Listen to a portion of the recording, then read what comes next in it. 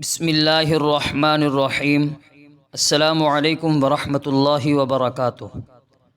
ہر قسم کے نقصان سے حفاظت کی دعا۔ جو شخص اس دعا کو صبح و شام 3 مرتبہ پڑھ لے تو کوئی چیز بھی اس کو نقصان نہیں پہنچائے گی۔ اور ابو داود کی روایت میں ہے کہ اس کو ناگہانی مصیبت نہیں پہنچے گی۔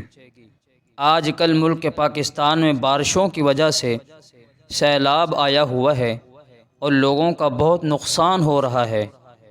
ہر شخص اس دعا کو ضرور پڑھ لیا کرے تاکہ ہر مصیبت ٹل جائے، اور ساتھ ساتھ اللہ تعالی سے اپنے گناہوں کی معافی اور استغفار بھی کریں۔ اللہ پاک میرے پیارے ملک پاکستان کے لوگوں کی حفاظت اور مدد فرمائے، آمین ثم آمین۔ دعا یہ ہے: بسم اللہ الذی لا یضر مع اسمہ شیء فی الارض ولا فی السماء وہو السمیع العلیم۔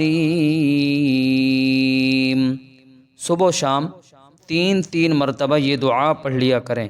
اس کا ترجمہ: اس اللہ کے نام سے دن شروع کرتا ہوں جس کے نام کے ساتھ آسمان اور زمین کی کوئی چیز نقصان نہیں پہنچا سکتی، اور وہ سننے والا اور اچھی طرح جاننے والا ہے۔